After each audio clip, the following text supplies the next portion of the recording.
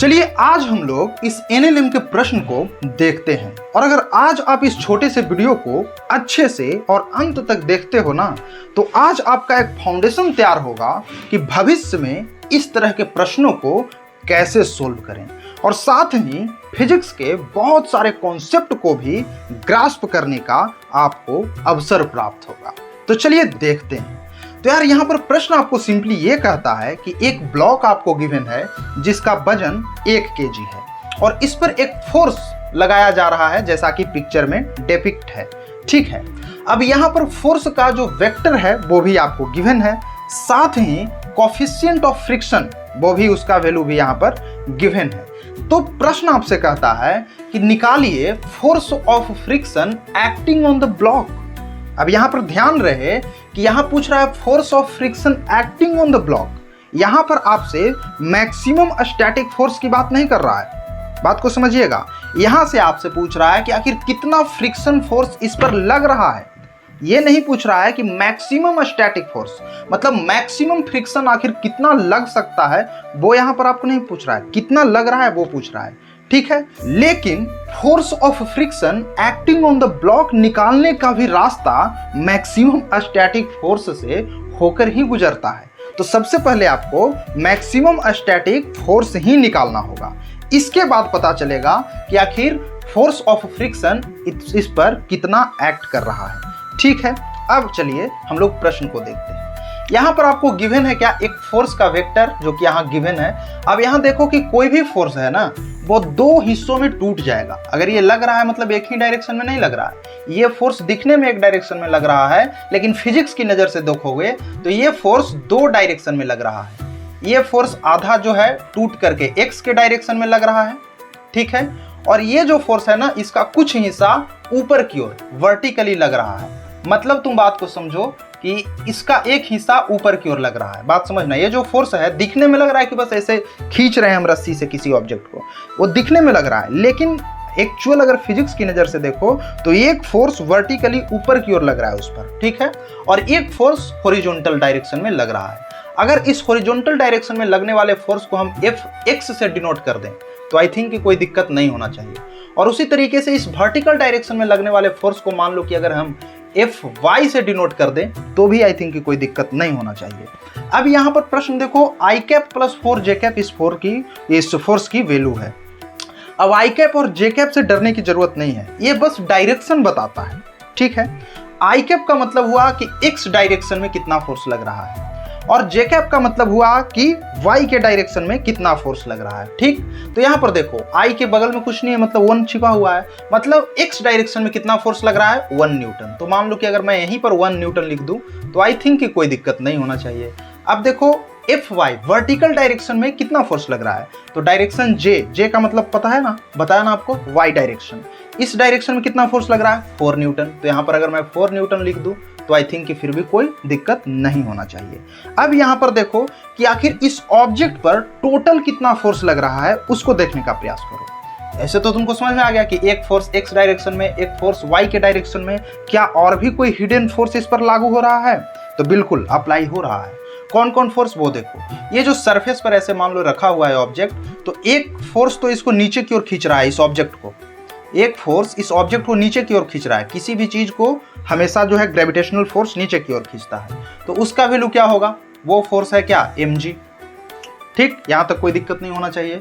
ठीक है, और ऊपर की ओर ये तो नीचे खींच रहा है ग्रेविटेशनल फोर्स, लेकिन ये सरफेस भी है ना जो इसको ऊपर की ओर धकेल रहा है, तभी तो ये ऑब्जेक्ट मूव नहीं कर रहा है। कोई ऑब्जेक्ट मान लो रखा हुआ है टेबल पर, वो मूव क्यों नहीं कर रहा है, क्योंकि अगर ऑब्जेक्ट मान लो कि ना तो ऊपर जा रहा है ना ही नीचे धंस रहा है, इसका मतलब क्या है, दोनों तरफ फोर्स बराबर है ना। जितना नीचे खींच रहा है ग्रेविटेशनल फोर्स, उतना ही ऊपर की ओर परपेंडिकुलर फोर्स भी सेम लग रहा है, तभी तो ना नीचे जा रहा है ना ऊपर आ रहा है। तो इसका ऑब्जेक्ट का मतलब क्या हुआ, जितना mg नीचे लग रहा है उतना ऊपर की ओर में भी तो नॉर्मल भी तो लगेगा ना, एक परपेंडिकुलर फोर्स भी लगेगा। तो यहाँ पर मान लो कि एक परपेंडिकुलर फोर्स, ये ऑब्जेक्ट ये जो सरफेस है ये भी तो ऊपर की ओर धकेलेगा, तो इसको मैं n से डिनोट करता हूँ, जिसको नॉर्मल भी बोलते हैं, परपेंडिकुलर फोर्स को n से डिनोट करता हूँ। ठीक है, n। अब देखो अगर मैं तुमसे कहूँ कि अगर मैं इसको ऐसे लिखता हूँ, नॉर्मल प्लस Fy मतलब force in vertical direction is equal to mg, तो क्या कोई दिक्कत होगा आपको? हाँ, यहाँ पर बहुत से बच्चे प्रश्न कर सकते हैं कि आखिर आप इसको इक्वेट कैसे कर दिए। तो बात को ऐसे समझना, किसी भी ऑब्जेक्ट, ये जो ऑब्जेक्ट है इसको तुम ऐसे खींच रहे हो, सरफेस पर खींच रहे हो, तो इस सरफेस पर ही मूव कर रहा है ना, ये तो न तो ऊपर जा रहा है नहीं नीचे जा रहा है। अगर मान लो एक टेबल पर तुम खिसका रहे हो इसको, तो खिसका रहे हो तो क्या होगा, ये ऑब्जेक्ट तो टेबल पर ही खिसक रहा है, न तो ऊपर जा रहा है नहीं नीचे जा रहा है। इसका मतलब क्या हो रहा है कि ये ऑब्जेक्ट पर जितना नीचे फोर्स लग रहा है उतना ही फोर्स ऊपर भी लग रहा है, तभी तो ये इक्विलिब्रियम में है, न तो ऊपर जा रहा है न तो उड़ रहा है और नहीं धंस रहा है। बात समझ में आ गया। तो क्या हो गया, फोर्स इक्विलिब्रियम में है, मतलब दोनों तरफ फोर्स बैलेंस है, और अगर बैलेंस है तो हम लोग इजीली इसको कर सकते हैं। देखो फिजिक्स के नज़र से अगर देखोगे ना, तो हॉरिजॉन्टल फोर्स और वर्टिकल फोर्स दोनों को अलग अलग देखना पड़ता है। हॉरिजॉन्टली तुम इसको मूव करवा रहे हो वो कोई दिक्कत नहीं, हॉरिजॉन्टली हम लोग देखेंगे बाद में, हॉरिजॉन्टल मूव करवा रहे हो कोई दिक्कत नहीं है, लेकिन वर्टिकली देखो तो वर्टिकली ये तो मूव नहीं हो रहा है ना, फिजिक्स के नज़र से ऐसे देखो, ना तो ये उड़ रहा है ऑब्जेक्ट, ना ही ये जमीन में धंस रहा है, तो क्या हो रहा है, ये जो ऊपर दोनों तरफ फोर्स बराबर लग रहा है, तो इसकी वजह से बराबर हम लोग कर दिए। और थिंक के समझ में आ रहा होगा आपको यहाँ तक, यहाँ n प्लस जितना ऊपर में लग रहा था नॉर्मल उसको ऐड कर दिए, और जो बाई डायरेक्शन में फोर्स लग रहा था उसको ऐड कर दिए, ये टोटल हो गया mg के बराबर। यहाँ तक आई थिंक क्लियर हो गया होगा। अब यहाँ से देखो सिंपली नॉर्मल निकालो।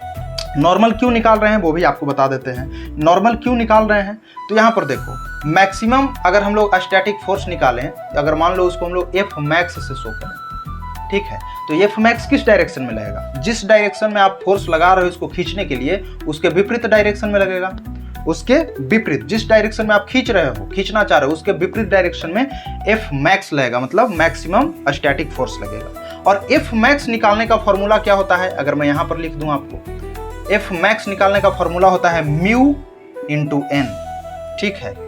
म्यू इंटू एन का मतलब क्या हुआ कि म्यू क्या है, कोफिशिएंट ऑफ फ्रिक्शन, यहाँ पर कोफिशिएंट ऑफ स्टैटिक फ्रिक्शन है। स्टैटिक फ्रिक्शन का मतलब क्या होता है कि वो फोर्स जो इस ऑब्जेक्ट को मूव करने से रोके, ठीक है ना, उसका कोफिशिएंट का वैल्यू आपको यहाँ गिवन है। तो चूंकि देखो हमको एफ मैक्स निकालने के लिए एन का वैल्यू चाहिए, इसलिए हम लोग यहाँ पर एन निकालने का प्रयास कर रहे हैं। आई थिंक ये क्लियर होगा। अब यहाँ पर देखो एन लिख दिए, एफ वाई कितना न्यूटन था, 4 न्यूटन लिख दिए। एम जी, एम कितना है, देखो वजन कितना है 1 kg, जी को मान लेते हैं 10, और कैलकुलेशन को इजी बनाने के लिए 10 लेकर के ही चलना पड़ता है। तो एम जी बराबर क्या हो जाएगा 10 न्यूटन, नथिंग बट 10 न्यूटन। अब यहाँ से तुम नॉर्मल निकाल सकते हो इजीली, नॉर्मल बराबर क्या हो जाएगा 6 न्यूटन, ठीक है, नॉर्मल 6 न्यूटन हो गया। तो F max maximum static force यहाँ से क्या हो जाएगा, म्यू का वैल्यू कितना दिया हुआ है आपको 0.3 इंटू 6 बराबर कितना हो जाएगा 1.8 न्यूटन। मतलब समझ में आ रहा है आपको, मैक्सिमम स्टैटिक फोर्स क्या आ रहा है 1.8 न्यूटन। मतलब समझना 1.8 न्यूटन तक तुम अगर फोर्स लगाते हो इस डायरेक्शन में, हॉरिजॉन्टल डायरेक्शन में, एक्स के डायरेक्शन में, तो भी ये ऑब्जेक्ट मूव नहीं करेगा। बात समझ में आ रहा है, क्योंकि इसका मैक्सिमम स्टैटिक फोर्स 1.8 न्यूटन है।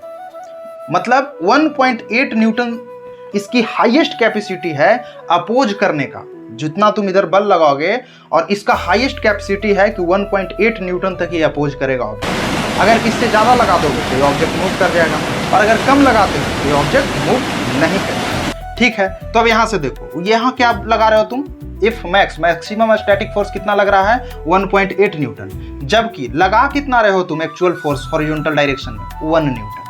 अब यहीं से तुम देख लो कि एफ एक्स जो है वो लेस है किससे, एफ मैक्स से।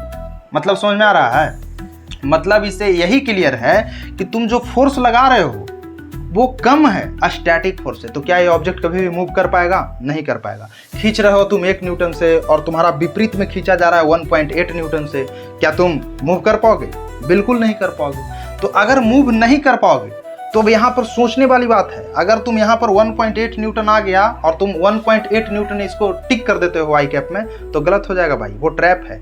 तो तुमको यहाँ पर पता होना चाहिए कि static friction is a self adjusting force.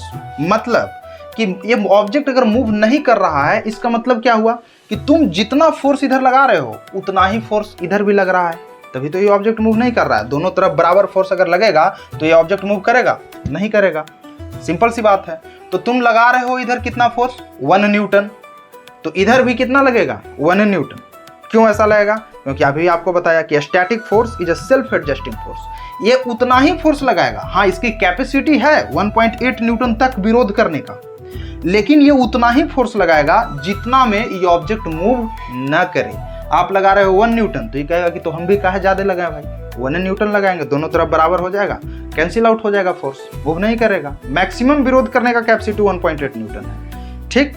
लेकिन एक्ट कितना कर रहा है, तुम लगा रहे हो 1 न्यूटन, तो ये भी तो एक्ट करेगा 1 न्यूटन ना। Every action there is equal and opposite reaction. तो आई थिंक कि आपको समझ में आ रहा होगा, 1 न्यूटन का फोर्स लगाएगा विपरीत डायरेक्शन में। आप लगा रहे थे इस डायरेक्शन में, तो ये लगाएगा क्या, आपके विपरीत डायरेक्शन में। मतलब कि क्या हो रहा है कि आप लगा रहे थे 1 न्यूटन आई कैप में, मतलब आई कैप में लगा रहे थे ना, एक्स डायरेक्शन में, तो ये क्या हो रहा है, -x डायरेक्शन में लग रहा है, विपरीत डायरेक्शन में। और अगर विपरीत डायरेक्शन में लग रहा है तो कितना लग रहा है, 1 न्यूटन विपरीत डायरेक्शन में, मतलब आपका जो आंसर होगा वो -i कैप हो जाएगा। बात समझ में आ गई। तो यहाँ पर जो आपको ऑप्शन -1.8 आई कैप लिखा हुआ है वो नथिंग बट ट्रैप था। यहाँ से आप देख करके बी में लगा देते, टिक कर देते, तो आपका आंसर गलत हो जाता। तो आई थिंक कि आपको समझ में आ गया होगा। तो if you like the video please do share it with all your friends. Thank you so much my dear.